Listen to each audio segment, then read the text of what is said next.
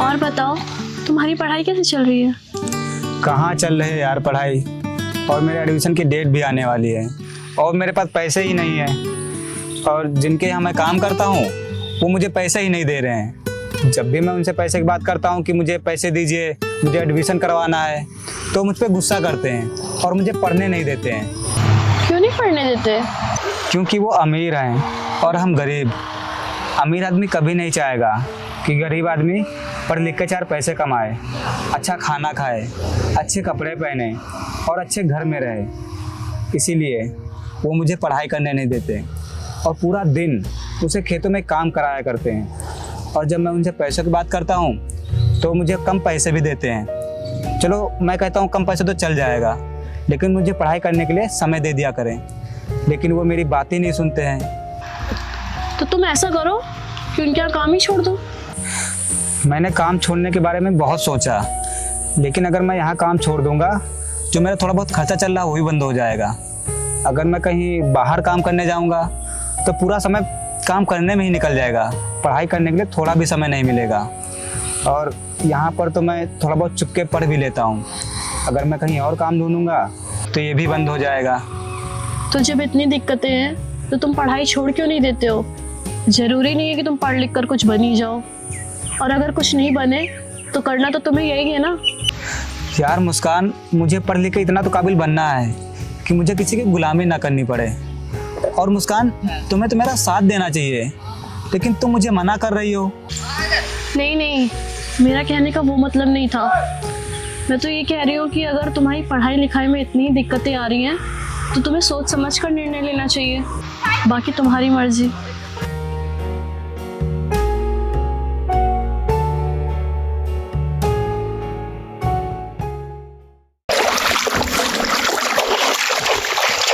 और सूरज, तेरी पढ़ाई कैसी चल रही है?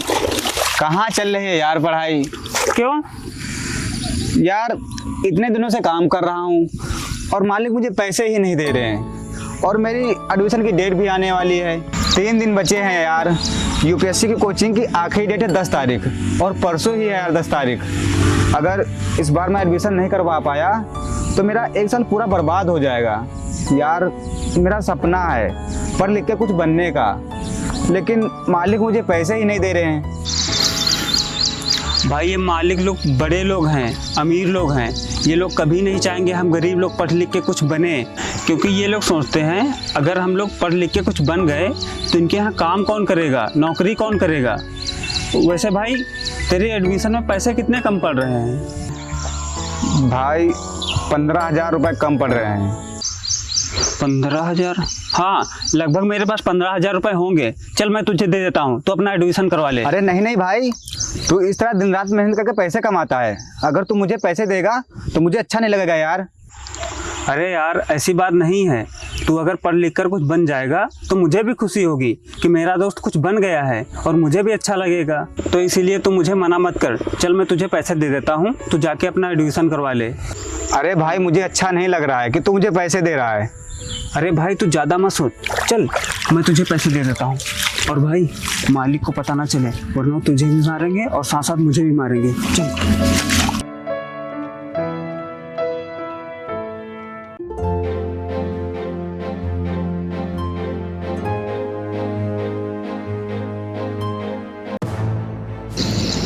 अंकित यहाँ अकेले काम कर रहा है। ये सूरज कहाँ गया? ये कहीं नहीं दिख रहा है।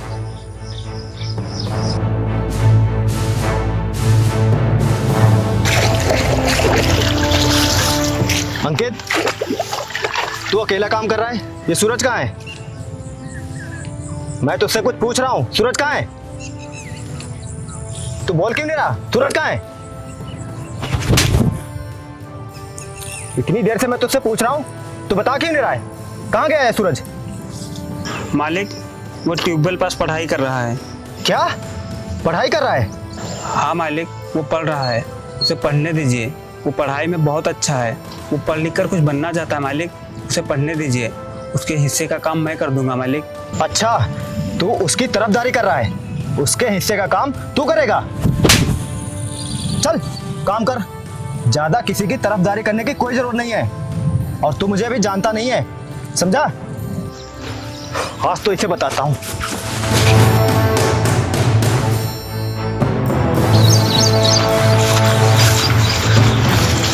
तू यहाँ पढ़ाई कर रहा है, काम कौन करेगा? तेरा बाप? बोल, काम कौन करेगा? मालिक, मैं अपने हिस्से काम अभी खत्म कर दूंगा, बस मुझे थोड़ी देर पढ़ने दीजिए।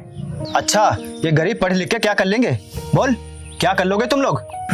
साहब, मेरा सपना है पढ़ लिख के कुछ बनने का। साहब, मुझे पढ़ने दीजिए ना। अच्छा, अभी मैं तेरा सपना पूरा कर देता हूँ। तो यहाँ काम करने आता है या पढ़ाई करने? आज से मैं तेरा काम ही खत्म कर देता हूँ। चल निकल यहाँ से, मैं तुझे काम से निकाल रहा हूँ। आज के बाद यहाँ काम करने की तुझे कोई जरूरत नहीं है। नहीं साहब, ऐसा मत कीजिए। मैं आपके यहाँ काम करके 4 पैसे कमाता हूँ। अगर आप मुझे काम पर से निकाल देंगे तो मैं पढ़ाई कैसे करूँगा?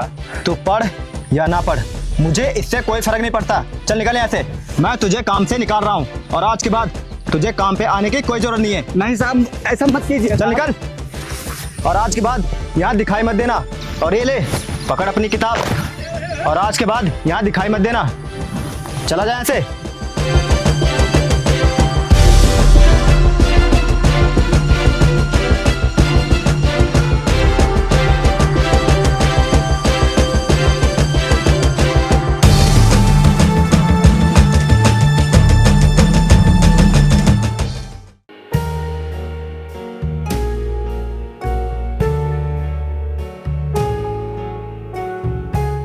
क्या काम है? मुस्कान, बात यह है कि कुछ दिनों बाद मेरे एग्ज़ाम चालू होने वाले हैं, तो उसी के लिए मुझे कुछ पैसे चाहिए थे। बात यह है कि मैं मालिक से पैसे मांग नहीं सकता हूँ, क्योंकि जब मैंने एडमिशन करवाया था तो उन्होंने बहुत ही मुश्किल से मुझे पैसे दिए थे। अब वो मुझे किसी भी कीमत पर पैसे नहीं देंगे, तो क्या तुम मुझे कुछ पैसे दे सकती हो? पैसे? मैं कहाँ से दूंगी तुम्हें पैसे? मैं क्या कोई काम करती हूँ? मुस्कान, ये तुम कैसी बातें कर रही हो?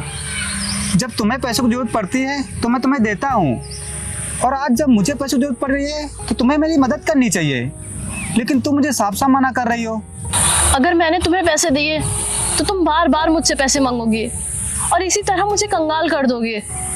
और तुम अपनी मर्जी से मुझ पर पैसा खर्चा करते थे, मैं नहीं बोलती थी। मुस्कान, ये तुम कैसी बातें कर रही हो? हाँ, मैं सच बोल रही हूँ। और वैसे भी मैंने तुमसे पहले ही कहा था कि पढ़ाई लिखाई में टाइम बर्बाद मत करो और जाकर कहीं काम करो, लेकिन तुम्हें तो मेरी बात माननी ही नहीं है। मुस्कान, तुम तो मुझसे प्यार करती हो ना, तो फिर ऐसी बातें क्यों कर रही हो? क्या तुमको भी लगता है कि गरीबों का पढ़ने का हक नहीं है? क्या गरीब सिर्फ दूसरों को गुलामी करने के लिए बने हैं? मुस्कान, अगर तुमको लगता है कि हर बार मैं तुमसे पैसे मांगूंगा तो तुम जा सकती हो। अब मुझे तुम्हारी कोई भी ज़रूरत नहीं है, क्योंकि मैं ऐसी लड़की के साथ नहीं रह सकता हूँ जो मेरे अच्छे समय में मेरे साथ रहे और मेरा बुरा वक्त देखते ही अपना रंग दिखाना चालू कर दे। तुम जा सकती हो मुस्कान, खुशी खुशी।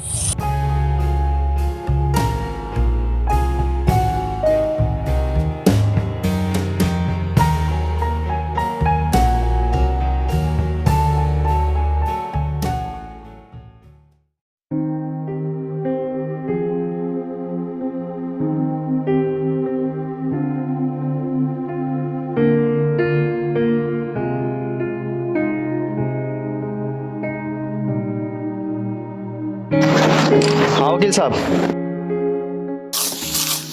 अरे वकील साहब, आप पैसों की चिंता मत करिए, आप बस काम करिए। पैसे आप जितने बोलेंगे उतने आपको मिल जाएंगे। यार, बहुत प्यास लगी है और मैं आज पानी भी लेके नहीं आया।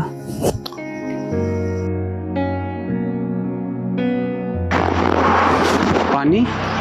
एक काम करता हूँ, मैं यही पानी पी लेता हूँ।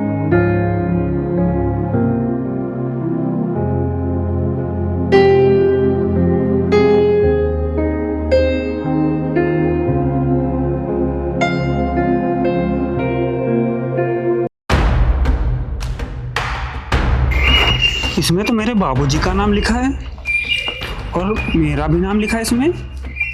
इसका मतलब ये सारी ज़मीन मेरी है और मेरे नाम पर 5 बीघा ज़मीन है। पर मालिक ने तो बोला था मेरे बाबूजी बचपन में ही खत्म हो गए थे और उनके नाम कोई भी जमीन नहीं थी, तो फिर ये क्या है? अब भाई इस फाइल में क्या कर रहा तू? और तेरी हिम्मत कैसे हुई इसे छूने की? रख नीचे।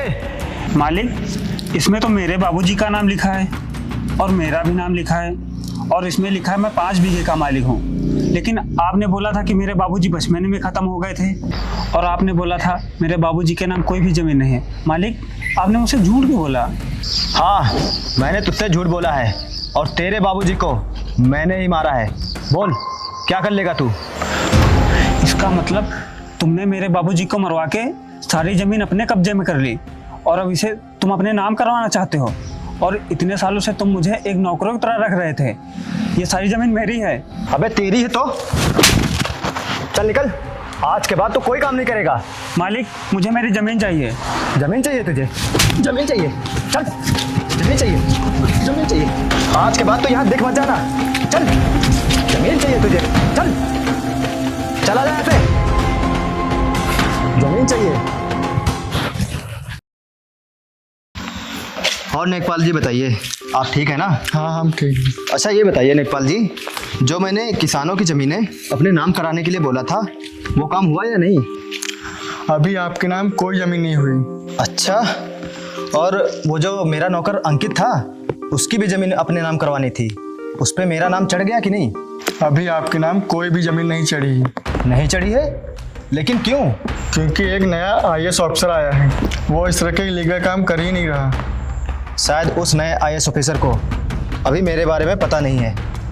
खैर छोड़ो नेकपाल जी, आप जाइए, मैं कल ही उससे मिलता हूँ। ठीक है, मैं चलता हूँ।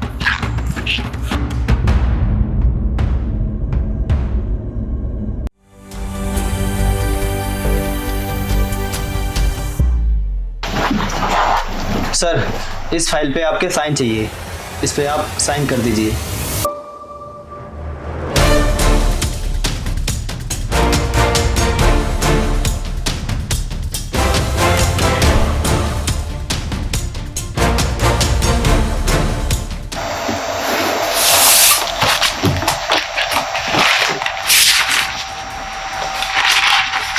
मैं इस तुम्हारी फाइल पे साइन नहीं कर सकता हूँ। लेकिन क्यों सर? क्योंकि ये तुम्हारी ज़मीनें नहीं हैं।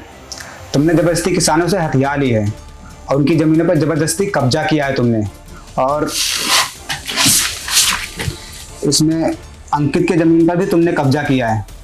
इतने सारे किसानों को डरा कर धमका कर उनकी ज़मीनें अपने नाम करवाना चाहते हो। मैं इस फाइल पे कभी साइन नहीं करूँगा, समझ गए तुम? सर मैं मानता हूँ कि ये ज़मीनें मैंने किसानों से हड़पी हैं, लेकिन आप फिर भी इस पे साइन कर दीजिए। आप जितनी कीमत मांगेंगे मैं देने के लिए तैयार हूँ आपको। हाँ सर, आप इस फाइल पे साइन कर दीजिए, आपको मुंह मांगी रकम मिलेगी। तूने बहुत अन्याय कर लिया किसानों के ऊपर। अब मेरे होते हुए किसानों पे कोई भी अन्याय नहीं होगा, समझ गए? अंकित,